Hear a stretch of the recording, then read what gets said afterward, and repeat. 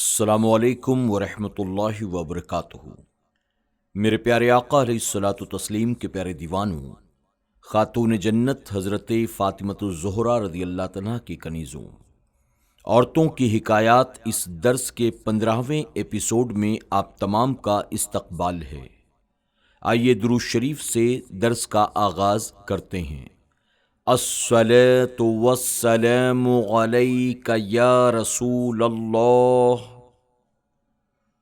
الصلاۃ والسلام علیک یا حبیب اللہ، الصلاۃ والسلام علیک یا نبی اللہ، وعلی آلک واصحابک یا نور اللہ، صلی اللہ تعالی علیہ وسلم۔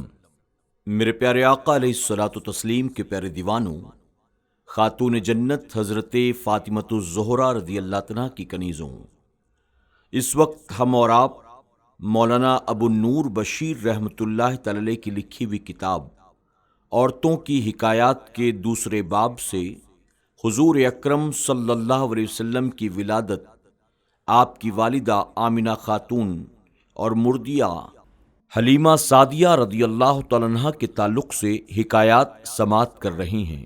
حکایت نمبر 18۔ حضرت آمنہ نے حلیمہ سعدیہ سے کیا کہا؟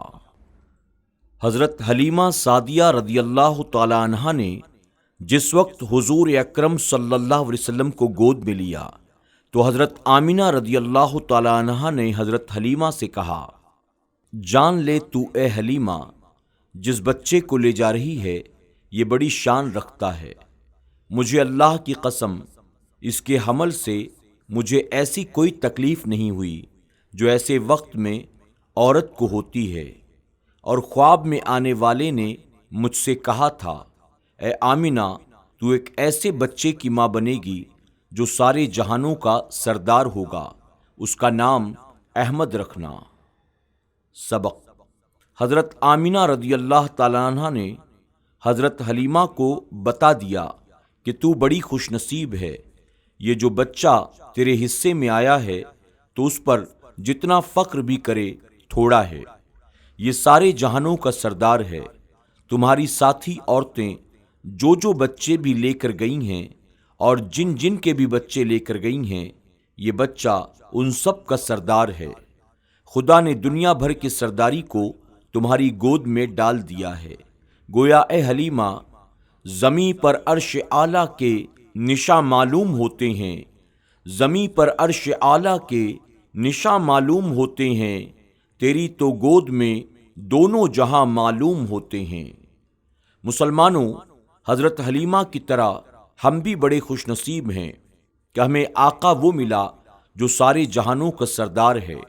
اعلیٰ حضرت نے خوب لکھا ہے، سب سے اولیٰ وہ اعلیٰ ہمارا نبی، سب سے اولیٰ وہ اعلیٰ ہمارا نبی، سب سے بالا وہ والا ہمارا نبی، سارے اونچوں سے اونچا سمجھیے جسے، ہے اس اونچے سے اونچا ہمارا نبی۔ حکایت نمبر 19۔ حلیمہ حضور کو لے کر چلی۔ حضرت حلیمہ سعدیہ رضی اللہ تعالیٰ عنہ فرماتی ہیں، ہم جب حضور اکرم صلی اللہ علیہ وسلم کو لے کر اپنے گاؤں چلنے کو تیار ہو گئے تو میں حضور صلی اللہ علیہ وسلم کو اپنی گود میں لے کر اپنی لاگر اونٹنی پر بیٹھی۔ وہ اونٹنی جو بھوک اور لاغری کے سبب چل نہ سکتی تھی اور آتے وقت سب سے پیچھے مکہ پہنچی تھی، اب صاحب معراج کی برکت سے اتنی تیز رفتار ہو گئی کہ میری ساتھی عورتوں کی سواری سے سب سے آگے جا رہی تھی۔ چنانچہ میری ساتھی عورتیں مجھے اسے روک کر ساتھ چلنے کو کہتیں اور حیران ہو کر پوچھتیں، یہ وہی اونٹنی ہے جس پر تو آئی تھی یا کوئی اور؟ یہ تو ایسی تیز ہے کہ اونچا نیچا بھی نہیں دیکھتی، یہ وہ معلوم نہیں ہوتی، اور میں قسم کھا کر کہتی ہوں کہ یہ وہی ہے، مگر اس بچے کی برکت سے جو میری گود میں ہے، اس کا سارا ضعف یعنی کمزوری اور ناتوانی جاتی رہی ہے، غرض کہ ہم آرام سے سب سے پہلے اپنے گھر میں پہنچ گئے۔ سبق: حلیمہ کی گود میں صاحب معراج تھا، اور حلیمہ کی اونٹنی پر سوار صاحب معراج کی برکت سے اونٹنی کا سارا ضعف اور ناتوانی جاتی رہی، اور وہ تیز رفتار بن گئی۔ گویا وہ اس وقت زبان حال سے یہ کہہ رہی تھی: تیز یوں رفتار میری آج ہے، تیز یوں رفتار میری آج ہے، مجھ پہ بیٹھا صاحب معراج ہے۔ ہم جو آج دوسری قوموں سے پیچھے رہ گئے ہیں، اس کی اصل وجہ یہی ہے، ہم نے حضور اکرم صلی اللہ علیہ وسلم کا دامن چھوڑ دیا۔ یہ آج کل کی برائے نام ترقی، جس پر نادان مسلمان خوش ہوتے ہیں، سچ پوچھئے تو یہ ترقی نہیں بلکہ پستی ہے۔ ترقی اور آگے بڑھنے کے لیے حضور صلی اللہ علیہ وسلم کی تعلیمات کو اپنانا ضروری ہے۔ ہمارا دعویٰ ہے کہ حضور صلی اللہ علیہ وسلم کی تعلیمات کو اپنانے سے ہم ساری قوموں سے آگے نکل سکتے ہیں۔ ہماری ساری کمزوریاں، ضعف اور ناتوانیاں دور ہونے کا واحد علاج یہی ہے کہ حضور صلی اللہ علیہ وسلم کو اپنا لیا جائے۔ صحابہ اکرام علیہ رحمت و رضوان جو ساری اقوام جہان پر چھا گئے اور بڑی بڑی جابر و قاہر قوموں کو روند کر آگے نکل گئے، اس کی اصل وجہ یہی تھی کہ ان کے سینے میں حضور کی محبت، گود میں حضور کی تعلیمات اور ہاتھوں میں دامن مصطفیٰ تھا۔ یہی جذبہ تھا ان مردان غیرت مند پر طاری، یہی جذبہ تھا ان مردان غیرت مند پر طاری، دکھائی جن کے ہاتھوں حق نے باطل کو نگوں ساری۔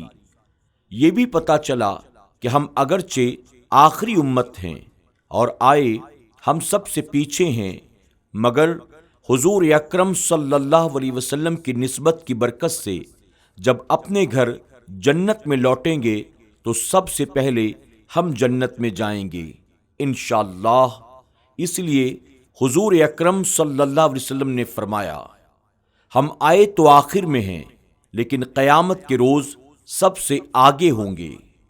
دیکھ لینا روز محشر جنت فردوس میں، دیکھ لینا روز محشر جنت فردوس میں، سب سے پہلے جائے گی امت رسول اللہ کی۔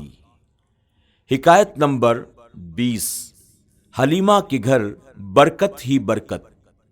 حضرت حلیمہ سعدیہ رضی اللہ تعالیٰ عنہ فرماتی ہیں: ہم جب حضور اکرم صلی اللہ علیہ وسلم کو لے کر اپنے گھر آئے تو ہماری وہ زمین جو خشک سالی کے باعث خشک پڑی تھی، مویشی باہر سے بالکل بھوکے آ کر بیٹھ جاتے تھے، نہ باہر ہی ان کے پاس چرنے کے لیے کچھ تھا، نہ گھروں میں۔ لیکن حضور اکرم صلی اللہ علیہ وسلم کو ہم ساتھ کیا لائے، برکت و رحمت کی بارش ہم پر ہونے لگی۔ ہم نے دیکھا ہماری زمین سرسبز یعنی ہری بھری ہو گئی، ہمارے مال مویشی خوب پیٹ بھر کر باہر سے آنے لگے، اور ہماری ہر ایک بھیڑ بکری کے تھن دودھ سے بھر گئے۔ حالانکہ جب ہم مکہ شریف گئے تھے تو اس وقت ہماری کسی بھیڑ یا بکری کے تھنوں میں ایک قطرہ بھی دودھ کا نہ تھا۔ اب ہم انہیں دہتے تو سب سیر ہو کر آرام کرتے تھے۔ ہماری اس آسودگی اور راحت کو دیکھ کر باقی بستی والے اپنے اپنے چرواہوں کو تاکید کرتے تھے کہ تم بھی اپنی بکریاں اسی طرح چرانے لگ جایا کرو جس طرح حلیمہ کے چرواہ بکریاں لے جاتے ہیں۔ انہیں یہ معلوم نہ تھا کہ یہ تمام برکت ہمارے مال و جان میں اس مبارک بچے کی بدولت ہے جسے ہم اپنے گھر لائے ہیں۔ سبق: ہمارے حضور صلی اللہ علیہ وسلم رحمت للعالمین بن کر تشریف لائی ہیں۔ یہ حضور کی رحمت ہی تھی کہ حضرت حلیمہ سعدیہ آپ کو لا کر آپ کی برکت سے مالا مال ہو گئیں۔ ہمیں اللہ تعالیٰ کا بے حد شکر ادا کرنا چاہیے کہ اللہ رب العزت نے ہمیں حضور صلی اللہ علیہ وسلم جیسا آقائے رحمت عطا فرمایا۔ حلیمہ کی بکریوں کی طرح اگرچہ ہم اپنے اعمال کے لحاظ سے کچھ بھی نہیں اور ہمارے اعمال کا اگرچہ پلہ خالی ہے، لیکن حضور صلی اللہ علیہ وسلم کی بدولت انشاءاللہ قیامت کے روز ہم راحت و آسودگی پائیں گے، اور حضور کی بدولت ہمارے تھوڑے عمل بھی زیادہ ہو جائیں گے۔ یہ بھی پتہ چلا کہ حضور اکرم صلی اللہ علیہ وسلم محسن کائنات ہیں، مخلوق میں آپ پر کسی کا کوئی احسان نہیں، بلکہ ساری مخلوق پر آپ ہی کے احسانات ہیں۔ حلیمہ نے حضور کو دودھ پلا کر آپ پر کوئی احسان نہیں کیا، بلکہ حضور اکرم صلی اللہ علیہ وسلم نے حلیمہ سعدیہ کے گھر میں برکت ہی برکت پیدا کر کے حلیمہ پر احسان فرمایا اور حلیمہ کو خوشحال اور مالا مال کر دیا۔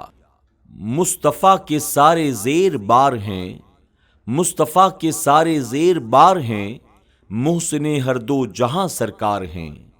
آج کے درس میں بس اتنا ہی، انشاءاللہ چند نئی حکایات کے ساتھ کل پھر ہماری اور آپ کی ملاقات ہوگی۔